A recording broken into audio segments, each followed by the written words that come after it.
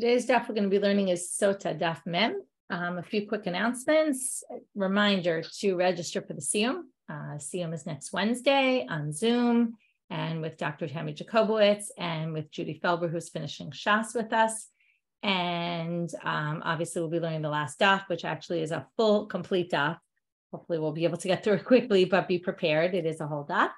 And if you're in Israel, there's Siyumim happening in other places in Israel, or if you want to join the Hebrew Zoom, it's on Tuesday night. Dr. Penina Neuwirth is speaking also. And I wanted to mention one other thing, which is I was interviewed in a podcast which went live last night, and it's on with Rabbi Scott Kahn of the Orthodox Conundrum. So if anybody wants to listen, you can go and find the podcast and on any podcast application, and you can listen. Okay, with that, we will get started. We were in the middle of dedications. Started out of order. Today's daf is sponsored by Lori's Shoulder Neshorim, in loving memory of her father on his 51st recite and in celebration of her 3 grandchildren. I honor the circle of life and the cycles of life. I celebrate the love of learning that flows organically through the generations of my family. Today's daf is sponsored in loving memory of Anita Dinerstein by her children and grandchildren on her shloshim. May her love of Jewish learning and community continue to inspire us. Okay, we're going to get started with really finishing up the last part of yesterday, which was we learned what verses we say when the kohanim are doing the regular birkhat kohanim in the morning in the daily davening. Then we said which verses are said during Musaf on Shabbat. Then we said which ones on mincha on a fast day. By the way, I didn't mention yesterday, but mincha on a fast day, there's a whole debate about it. Whether you even say mincha, you say mincha. When do you say birkhat kohanim in mincha on a fast day? So what I mentioned yesterday was that if the kohanim are drunk, then they can't do it, and that's why we don't normally do it on mincha. But on a fast day, we don't have to worry about that, and therefore there was. However, many people say there was an opinion, actually, a dissenting opinion in the Gemara or in the Mishna, actually, it's in the Mishna, I think, that you don't say birkhat kohanim in mincha, and we actually hold that way. You don't say birkhat kohanim in mincha, but you do say it in the Ila. Okay, now why does that dissenting opinion? I believe it's Rabbi Yossi, if I remember correctly. He says you don't say it. Why don't you say it? Because he's worried that if you say it on mincha of a fast, you might think you say it on mincha every day. That's what we call lo plu. We don't make any distinctions. We don't differentiate. So Ne'ilah, though, is a prayer that doesn't exist only on fast days. Now, we really know Ne'ilah only on Yom Kippur, but actually it also was on fast days. When they declare public fast days, they also had Ne'ilah. And then you would also say birkhat kohanim then.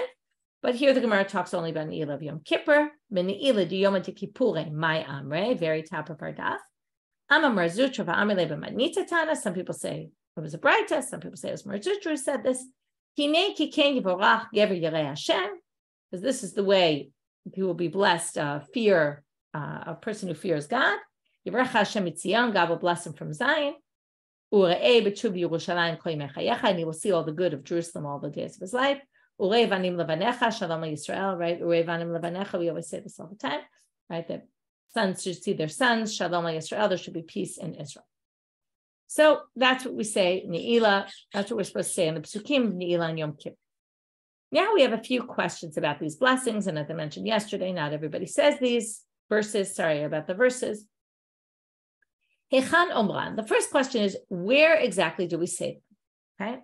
In general, there were 3 verses, except for the last one, which doesn't exactly, I'm not sure if it's exactly 3 verses, but generally they were, let's see. Oh, actually it is 3 verses. Okay. So each of these were 3 verses, which seem parallel to the 3 brachot, would make sense, right? So Rav Yosef Omer, Amar bein kol bracha u'bracha. He says in between. Kohanim would say, Baruch Hashem v'yishmerecha, and then we would say this blessing. This pasuk, they would say the next pasuk, and then we would say the next pasuk. Rav Sheshet Amar b'hazkarat Hashem. Rav Sheshet says, no, when they say God's name, each of the brachot has God's name in it. Yirach Hashem yishmerecha, Ye'er Hashem panav elecha b'chuneka, Yisa Hashem panav elecha. So each of them has Shem Hashem. When they would say Shem Hashem, they would say the verse. But there's another debate. We assumed 1-1-1, but Peligiva Rav Meri v'Rav Zvid. Chanamar, so the Rav Meri and Rav Zvid have been machloket about this. Chanamar psuka l'kabel psuka. The Chadamar Acco psuka amar lehu lekulu. Says no. One says it was pasuk, pasuk, pasuk, pasuk, pasuk, pasuk. Okay, verse, right? They say verse, we say verse. They say verse, we say verse. Or they say the verse, and while they're saying that verse, we say it. But the other one said on every pasuk, you would say those 3 psukim. And then, right, so they would say, and whether you say it at Shem Hashem, or you say it at the end, but then you would say the 3 psukim. And then they would say the next one, and then you would say the 3 psukim. And so that was another debate about this. Amar Rav Abba, now we start to get these opinions that maybe we shouldn't be saying this. So Rabbi Abba says, these verses that we've been talking about, that's only in the temple. If you say it outside the Beit HaMikdash, bigvulim, outside the temple, you're mistaken. We don't do this outside the temple. It's only reserved for the temple. Amar Rabbi Chanina bar Papa. Teida, de b'mikdash nami lo mibayla mimrinu. Rabbi Chanina bar Papa says, even in the mikdash, you shouldn't say these psukim at all. And here comes the big dissenting opinion. And he says it very strongly. Do you ever have a slave that you bless him and he doesn't listen to you, right? Could you imagine if you're giving a blessing to your slave, and while you're giving the blessing, the slave is busy doing something else, right? That's a slap in the face. So if you're busy reciting a verse while the kohanim are blessing you, what a slap in the face that is. Well, on the other side, Amar Rabbi Avahu bar Chanina, I think that even outside the temple, you should be saying these verses, right? This is the complete opposite opinion. We had perhaps only in the temple, perhaps not anywhere. And he says everywhere. So why? And he says that he uses the same analogy as the other one and says, do you have an eved that you bless him and he doesn't respond back and he doesn't say, thank you for giving me that blessing? And says, what do you think these psukim are? They're responses to the blessings. If you don't look like, oh, wow, thank you so much for giving me the blessing, no one's ever going to want to bless you again.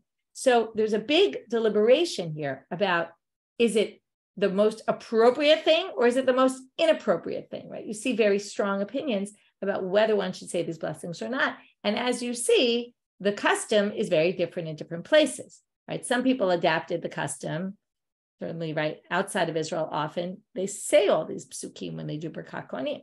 And in Israel, the custom generally is not to say anything, right? In my shul, there's Sfaradim who say, when you say Shem Hashem, they answer Baruch Hu Baruch Shemo. Like you can't say Shem Hashem without saying Baruch Hu Baruch Shemo. Whereas the Ashkenazim are very quiet and they don't say anything. So it's interesting to see right there. It's interesting because then you have a community where some people are doing one thing and some people are doing other. It almost looks like, what do you mean? They're saying Baruch Hu Baruch Shemo and we're not. It makes us look bad, right? If you start to think about how does this look, which is basically what they're talking about here, what does this look like? It actually ends up being kind of strange that there's multiple things going on that are somewhat contradictory. Anyway, but that's not even the psukim. That's a whole different thing. That's something else. So now we're going to end with this and then move on to something connected to this, but not connected to what we've been doing, which is Rabbi Avahu says, Amar Rabbi Avahu. We'll learn a whole bunch of things about Rabbi Avahu today. The first thing to know is he was very close to the Roman emperor. He was like a prominent rabbi, politician figure. In the beginning, I used to say this psukim, but then I saw Rabbi Abba min Acco that he wasn't saying these verses. Then I stopped saying them. So I used to say it, and then I was affected by seeing the way he did it, and then I realized I should do what he did. Now, if we're talking about Rabbi Avahu and Rabbi Abba from Acco, we're going to have a whole slew of stories. Exactly stories, but somewhat stories. Amar Rabbi Abba, I used to think I was modest. Interesting, he's saying this about himself, right? I used to think I was modest. But then I met Rabbi Abba min Acco and I saw something that he did. And it made me realize that I am nowhere modest compared to the way he is. Or I should say humble. Yeah, and Anav is more humble than modest. Modest is not. It's also modest, but humble. So what did he see about Rabbi Abba? Now, the first thing you need to know about the next bunch of stories, there's something called an emorah. We know emoraim. They're all the time making comments in the Gemara, but sometimes an emorah means a meturgaman. We've seen the meturgaman. The meturgaman was the translator. He wasn't really a translator. He was a microphone.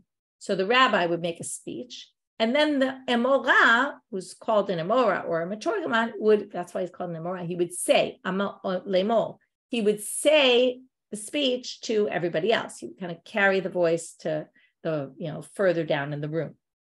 So here's what happened with Rabbi Abba min Acco and his maturgaman, his emora. He would explain the sugya in one way. And when the emora would explain the sugya, he would explain it differently. So he was supposed to be a microphone, but he was a microphone with its own mind, and basically started telling the sugya differently. Below copied. And Rabbi Abba, now if you were the teacher, you get very upset. That's not what I said. But Rabbi Abba wasn't upset about it. He let it go. Amina lav anvenutana. And then I realized I am not humble the way he is. Right? He wins hands down. Right. That would be difficult for me, I guess, Rabbi Avahu was thinking. But since he did think he was humble, he must have had some humility from some other stories. So let's see. So the first story is the Amala debitu de Amorae de Rabbi Avahu, the debitu de Rabbi Avahu.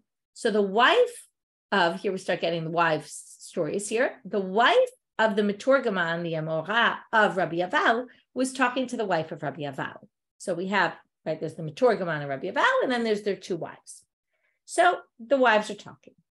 And the wife of the Maturgaman says to Rabbi Avahu's wife, my husband doesn't really need your husband. In other words, he could give the shiur without him. The fact that he's relying on him all the time and, kind of just passes on his Torah, it's just giving your husband respect, because her husband was, again, because he was this politician, or you want to call him politician, I don't know if it was really politician, but he had this connection with the Roman emperor. He had a certain prominence in the community, and it was good to be on his good side. That's why he's doing it, right? Pretty insulting statement. So what does she do? What a good wife would do?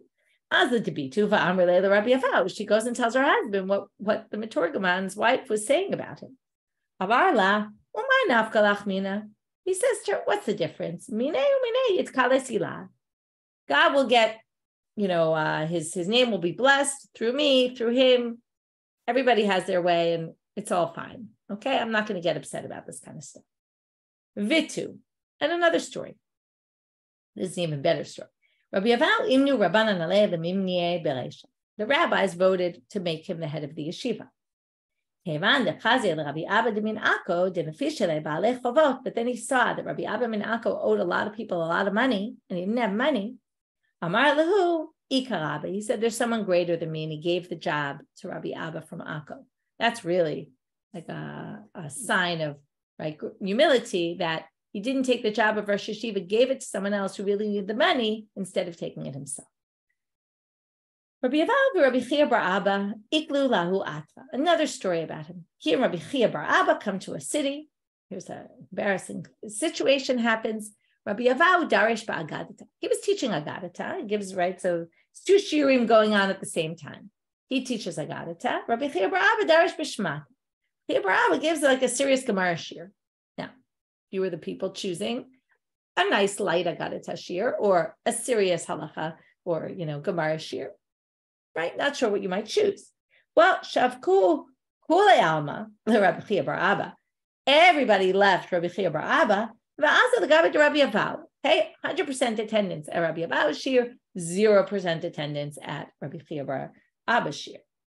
Falashtate, you can imagine how upset he got, right? Rabbi Chiya bar Abba was feeling really bad. Amarle, so Rabbi Avahu tries to make light of the situation and make him feel a little better. He says, I'll explain it to you I'll give you a metaphor for this. What is this like? One sells the beautiful jewels, right? One's the diamond guy. And the other one sells little teeny trinkets, needles and other little things, nothing of importance. But because they're so, right, the diamonds cost a fortune, the little trinkets cost nothing. So what does everybody buy? They buy the little trinkets. Because they're cheap and they're affordable. So he says, that's like your shiur. Shiur is hard to understand. It's much better, way better quality than my shiur. But it's hard for people to understand, so they're going to end up, going to the agada to shiur. So kol yoma, here's the background to what's going to happen now. Kol yoma, every day, hayam elaver Rav Abba le Rabbi Avahu ad ushpiza. So in general, Rabbi Abba always used to walk Rabbi Avahu back to where he was staying, mishum yakara debe kesar, because he was connected with the emperor. And again, because of that respect, he always got that respect. But ahu yoma, that day, ave Rabbi Avahu le Rabbi Abba. Rabbi Avahu said, I'm going to escort you to where you're going, ad ushpiza, until the place where he was staying. But afilu hachi lo itotav date mineh. But Rabbi Abba was still very, very upset. Okay, you could say it was his ego, but many of the commentaries say it was really that he was upset about, like, he wanted to teach Torah and nobody wanted to learn Torah, and that was really what upset him. Not the ego and, oh, nobody wants to come to my shiur, but that he had Torah to teach and he had nobody to teach, and that was really sad. Bisman, okay, those were all stories to show the humility, right? Here we see at the end of the story, besides that he was nice and trying to make him feel better, but also in the end, his humility was that even though he was deserving the respect more, he walked the other rabbi to his house. Next section. Okay, so that was all a section we got off on. We basically finished with the birkhat kohanim. What do we say? We didn't finish birkhat kohanim entirely, but what do we say? What's our response to the birkhat kohanim? From there, we got off on a side of Rabbi Avahu and Rabbi Abba and Acco, because Rabbi Avahu learned from Rabbi Abba and Acco not to say anything, and then he also learned from him humility. By the way, maybe it's connected. It's the idea of being silent during birkhat kohanim shows humility, right? That kind of, this is your time to just be silent and listen. Anyway, now we're going to go to, if we're already talking about when somebody says something, we're supposed to respond with something else. So we're now going to jump to modim. When the chazan says modim in the davening, modim, what do the people respond? Okay, the idea here is that if he's bowing down to God, it can't be we're all not bowing down to God. So we must bow down to God and also say modim, but we're not going to say the same thing he's saying. So what do we say? So we're now going to see a whole slew of opinions here. Amarav, modim anachnu lecha Hashem Elokeinu, al she'anachnu modim lach. Thank you, God, on the fact that we thank you. Shmuel Amar, Elohei kol basar, al she'anachnu modim lach, right? God of all flesh, on the fact that we're modim lach. Rabbi Simai Omer, Yotzreinu Yotzil B'Reshit, al she'anachnu modim lach, right? They're using all different names of God. You're the God of all flesh. You created Yotzreinu Yotzil B'Reshit. You created the world from nothing, and the fact that we thank you because of that. Nehardia Amre Mishmei de Rabbi Simai. I think that was Rabbi Simai, but in Nehardia they say Rabbi Simai said something else. Brachot v'hodot l'shimcha gadol al shechiatani v'kiyamtani al she'anachnu modim lach. So he adds, instead of, right, they all end with this al she'anachnu modim lach, but now they say, right, brachot v'hodaot, I'm going to give blessings and thanks on your great name that you keep us alive and you keep us, right, you shechiatani, that you brought us life, and kiyamtani, and you keep it going. Rav Papa, he would finish it with the following. Came to Chayenu, right? It's not that he said, I don't say what you said before, but he would say, we have to end with the following plea. Came to Chayenu, such you should, just like you did, right? And we thank you for what you've done. You should continue to give us life, to Chanenu, show us your grace, to Kabtzenu, bring us together, to Esof Galuyotenu, bring all our exiles together, L'chator Kochecha, to your dwelling, your courtyards, your sacred courtyards, lishmor chukecha v'lasot retzonecha, so we can do your mitzvot, we can do what you want from us, b'levav shalem, with the whole heart, al she'anachnu modim lach. On this, we thank you. Now you might say, all of this sounds familiar, because in fact, all of it is part of modim to Rabbanan, and that's because Rav Papa comes at the end. You might remember him from Brachot doing this all the time. Hilkach nimrin hu lekulu. These all sound nice. Let's therefore say all of them. And modim, what's called modim de Rabbanan, which is what we recite when the kohen said, when the shliach tzibor says modim, is basically a conglomeration of all of these statements. Amar Rabbi Yitzchak, another issue that we're going to learn from birkhat kohanim. We're going to learn this in 3 different places. 2 of them relate to birkhat kohanim, although one of those will be rejected. So, la'olam tehei emat tzibor alecha. You should always have the awe of the community upon you, meaning It's not only about God, you should also have the awe of the community upon you. How do we know this? Their backs are to God, right? They back on the Aron Kodesh, and they're facing the people. That shows, right? If they really only had fear of God, they would clearly be facing God. But they face the people. That shows that they have fear of the people upon them. Rav Nachman Amar Mahacha. He has a different source. We'll talk about David HaMelech. Vayakam HaMelech David HaRaglav. Vayomer Shim'uni Achai V'ami. He gets up on his feet and he says, listen to me, my brothers, my nation. So some people say that's already enough of a proof. The fact that David stood up when he talked to the people, that already shows he has respect for the, his fear of the people is upon him, even though it was David HaMelech. And David HaMelech, we're going to get to later, that he was the only one who could actually sit when they were in the azara, like anyone from Malchut David. And yet when he went to talk to the people, he stood up. Some people say it's really from this continuation. If you go with that approach, the first approach, then the continuation is just a drasha and the pasuk not connected, but it seems to connect a little bit. So why do we call them achai v'ami? Im achai, lama ami. If you're my brothers, why my nation? And im ami, and if you're my nation, lama achai. Why do you say my brothers? Amar Rabbi Elazar. Rabbi Elazar explains, Amar lahen David l'Yisrael, im atem shomim li, achai atem. If you listen to me, you're my brothers. V'im lav, but if you don't listen to me, ami atem v'ani rodeh etchem b'makel. Then, well, you're my nation, and since I'm the king, I can beat you with my staff, and I can put you into my, I'll whip you into shape kind of thing. So what you see here is, well, how does this connect? Some people say what he's saying is, if you listen to me, you're my brothers, and I'll treat you with, like, I'll fear you, not the same way you fear me, but I will have respect for you. But if you don't, then I'm going to have to treat you like any king would treat their subjects. So the first part is where we might get a proof for what we were trying to say. Here's our third proof. The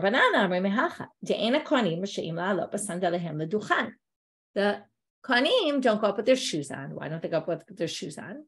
Well, their shoes are dirty. And as Rashi says, they might be wearing these long cloaks that are sized to fit them, but when they pick up their hands, their cloaks go up and people see their shoes, and their shoes are full of dirt, because in those days, everything outside was dirty, right? Imagine, anytime you walk in the mud somewhere, your shoes get dirty. In those days, it was everywhere you walk, it would be that way.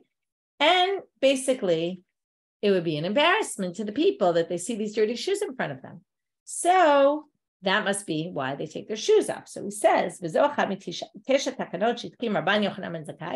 about the shoes comes from the takanot that Rabbi Yochanan ben Zakkai instituted. My taima lav mishum kvod hatzibur. Is it not because of respect for the community? Well, Rav Ashi though. Rav Ashi says no. Nice thought, but it's not the reason. What's the reason? Hatam sheran efsikalo witzu Abba sandalo. The real reason why the kohanim take off their shoes, fascinating, because in those days they wore these sandals with straps, and the straps would rip often. And if while you're doing it, you're going up to say the birkhat, your strap rips or unties, really. It's really an issue of untying. You're going to bend down and start tying it. At the same time, the kohanim might start saying the birkhat kohanim. You'll miss your chance to say it, and then what will happen? You'll be standing there as if to be a kohen, be like the kohanim and say it. But then you get busy tying your shoe and you don't say it. Now, when people are looking, they're going to think, maybe this might not have thought this, but you're going to think, and we've seen this before, there's this concern, this clearly was a big concern of theirs. People are going to think that you're a disqualified kohen and you're just pretending to go up with them, kind of saying, oh yeah, I'll go up, I got no problem, hiding it. And then you pretend to be involved with your shoe tearing, or untying, and you go and you start tying your shoe, and then, oh, it's over already. I missed my chance. And then you really it's a fake just to get out of, no one knowing that you're really the son of a divorcee or a woman who went through chalitza, which would make you a halal. So they seem to be concerned about halalim not coming forward and admitting, that they were really disqualified. So therefore, that's a concern. It's very interesting that's why kohanim take their shoes off. And there's also this concept, I didn't look it up, if I forget now if it comes up about, you always think, Shalna alecha me'araglecha, you're going to this Kodesh place. Might also be a reason given, but this is the main reason given because of the shoes, which is interesting, obviously, because the sandal strap is no longer an issue, right? It's not, we don't wear shoes that untie all the time. It's not likely that I mean, we do have shoelaces, but not so. You can live with your shoelace untied. Your shoe's not going to fall off of you. Okay. So now we go back to the Mishna. And the Mishna had said that in the temple, they only said bracha. What does that mean? They said the three brachot, etc. But they would say it in one full statement. They wouldn't stop in the middle for people to answer amen. Why is that? Because in the temple, they wouldn't answer amen. Tanu Rabbanan. And so now we're at the top of Amabet. Tanu Rabbanan. Minayin she'en onim amen b'mikdash. How do you know that we don't answer amen in the mikdash? Shne'emar kumu u'berchu et Hashem Elokechem min ha'olam va'ad ha'olam v'yivarchu shem kvodecha. So the way Rashi understands this is, okay, Rashi says, B'sefer Ezra Ketiv, Shekol bracha shayum mevarchim b'mikdash kach hayum mevarchim. That any blessing they would say, right, this is from Ezra, they would say the following thing. It's actually from Nehemiah. They would say, Berchu et Hashem Elokechem min ha'olam v'ad ha'olam. Right? That's how they would say every bracha. He says, like L'magen Avraham, V'chein L'machei Amitim, like in the Amidah, in the Beit HaMikdash. This is what they would say. They wouldn't say Baruch Atah Hashem. They would say this whole long thing. And then V'yivarchu shem kvodecha means, that's the response. I'm continuing in Rashi. Ush'al ha'am ya'anu Baruch shem kavod machuto le'olam va'ed. Sha'am onim lahalel u'lehodot. And then the people would answer, okay, we're supposed to praise God, right? And they would say, blessed is God from the place of his abode, may his kingdom last forever. So because they don't answer the normal amen in the temple, they wouldn't answer amen. They wouldn't even answer Baruch Shem Kavod Machuto, it seems, at the end of birkhat kohanim, although there's a bit of a debate about that. The Rambam says they wouldn't because that's not a relevant response to birkhat kohanim. How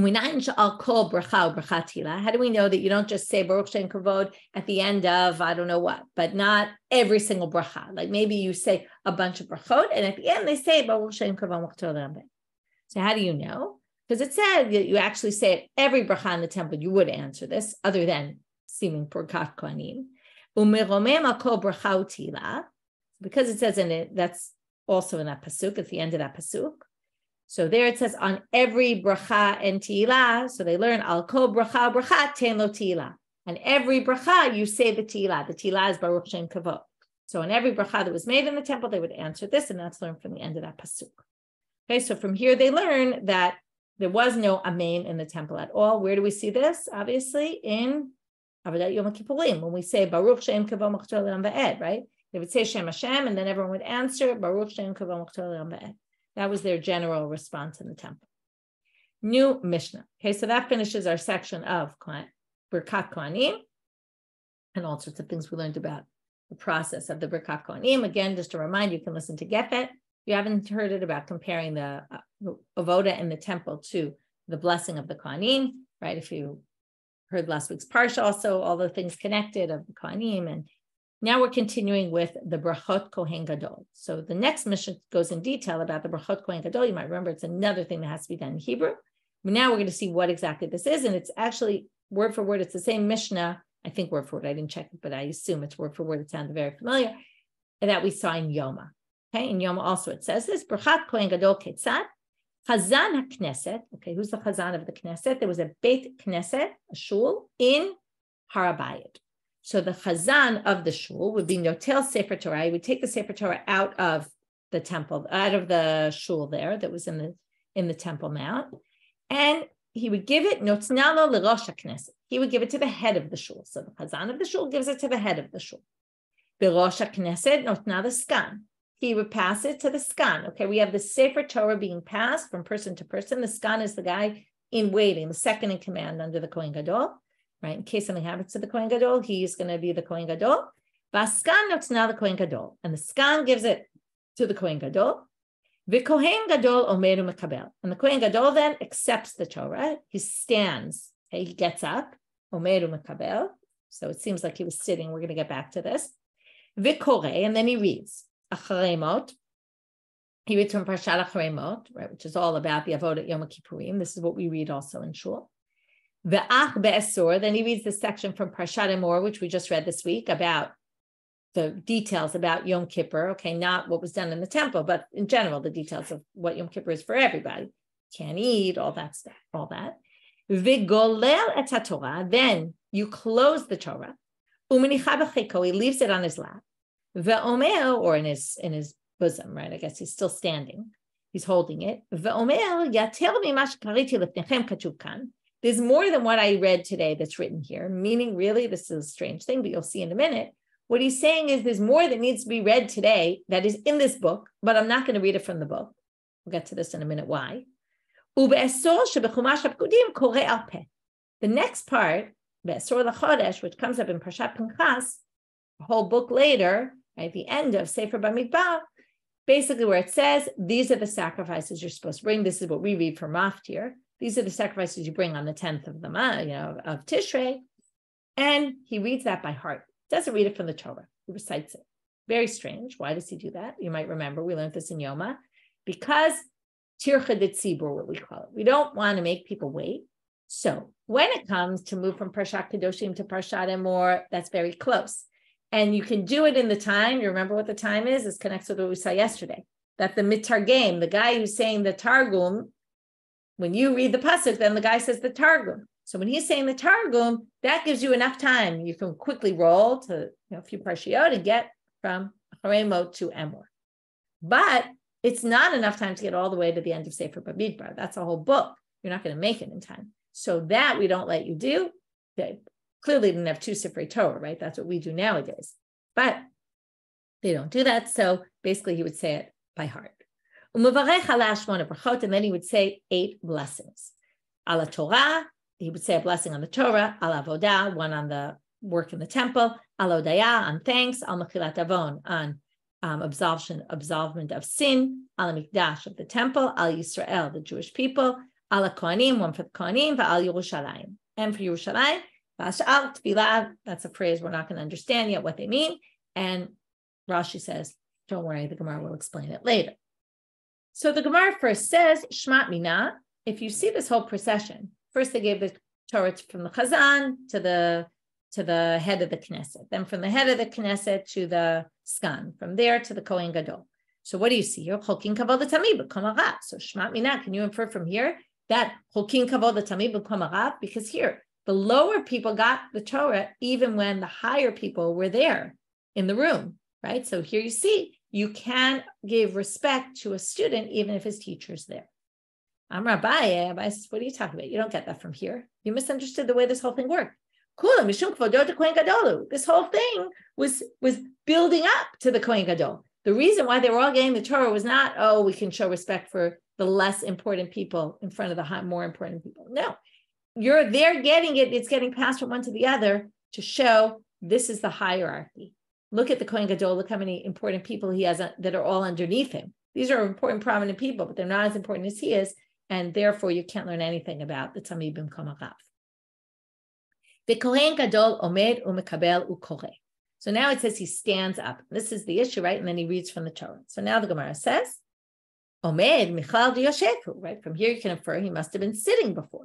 Well, if he was sitting, hamar mar, isn't it said, didn't someone say, ein yeshiva ba'azara ela l'malchibet David bilvad? Only people from the kingdom of David, from the only kings from the house of David are allowed to sit in the azara. Nobody else. Shneimar, as it says, Vayavo Amelech David, Vayeshev lefnei Hashem, Vayomer mi anochi. So here David comes and he sits down before God, which they learn only David can sit down before God. K'da'amar Rav Chisda be'ezrat nashim. You say, like Rav Chisda says somewhere else, which we're going to see in a minute. Not really somewhere else, but relating to our topic. Like Rav Chisda says, this was in the Ezrat Nashim. Okay, what's the Ezrat Nashim? Remember, the Azara is the room where inside that room is the Ulam and the Hechal and the Kodesh Kodeshim, sanctuary, and then within it, the Kodesh Kodeshim. And in the outer part of the Azara is the Mizbeach, right? In that area, when you walk in, no one, that big open area there where they would do the slaughtering and all that, no one's allowed to sit down unless you're a king from the house of Beit David. So they assumed the Kohen Gadol was there, but no, in fact, he was outside. He was in the other, right? There's a big courtyard that leads into that area, which is called the Ezrat Nashim, because that's where women are allowed to go. Women aren't supposed to go beyond that. Although maybe there are some cases where they can, but generally the women wouldn't go that far. It's not that this was an area designated for women, like we have the Ezrat Nashim in Shul. It's very different. So he must have been doing it there. And that's why he was sitting. So they say, just like he said it there, Hakanami must be Bezrat Nashim. We can explain it here. So now they say Meitive, but wait, here's a contradiction. Vehechan korimbo, where did they read the Torah? Azara. They read it in the azara. Sounds like they read it in the azara, not in the Ezrat Nashim. Rabbi Lezer ben Yaakov Omer b'Harabayit. Rabbi Lezer ben Yaakov's opinion doesn't bother us because that says Harabayit. That's fine. And people can sit there. And that's how he proves that it was b'Harabayit. So then this is where Amar Rav Chisda, I'm just continuing a drop into tomorrow's daf just to finish this. Amar Rav Chisda be'ezrat nashim. The opinion that said it was the azara was talking about the ezrat nashim. It doesn't, right? The azara is just, it means an area, right? A chamber or an area. So an azara could be the ezrat nashim, basically, and then that resolves our problem, and then we don't have an issue at all. Okay, so quick review of today's daf. We started with finishing up the issue of the psukim that one's supposed to say, or is one supposed to say, and when is one supposed to say these verses while the kohanim are saying birkhat kohanim. We saw very strong opinions, yes to say them, not to say them. Then we got through that to Rabbi Avahu and Rabbi Abba. He learned from him that whole thing, about not saying that. And then we had all the stories about why Rabbi Abba was such a humble person. And then Rabbi Avahu, he compared himself and thought that he was humble and said, I wasn't really that humble though. But the Gemara brings all these stories showing his humility also. And then from there, we went to modim. What do we respond to modim? And we had all different options. And then the Rav Papa sum up, let's say them all, which is what we do. Then we had the issue of learning that the emat hatzibor should be on you. You should be in awe of the people also, not just of God. And we learned that from either birkhat kohanim or from David HaMelech. And then we tried to learn it from the fact that they don't wear shoes, but that didn't work. We didn't learn it from there. We learned it more that they face the people. And then we said, why is it different in the temple? They didn't answer Amen. They would just say all three brachot as one. And that's because there is no Amen in the temple. The only response is Baruch Shem Kavod Mukdol Ba'ed. And that, at least according to the Rambam, doesn't really belong here. And then we moved on to the brachot kohen gadol. We saw what he read from the Torah, how the Torah got passed, what the kohen read, and then we had the 8 brachot that he would say. And then all we got into really was number 1, can we learn that they passed the Torah from this to the other, that you can give respect to a student in front of his rabbi? No, you can't really learn that. And then we had this whole question of, wait, the kohen gadol stood, that means he must have been sitting. How was he sitting? Oh, it was in the Ezrat Nashim. And that whole thing happened here in the Ezrat Nashim and not in the azara, like you might have thought. That finished for today's daf. Wishing everyone a great day, and don't forget to register for Siyum, whether near you or a Siyum on Zoom with us. Again, the Siyum in English is Wednesday. The Siyum in Hebrew will be on Tuesday all next week. And depending on where you live, there might be local Siyums happening. So keep posted on details that will be published. Have a great day, everyone.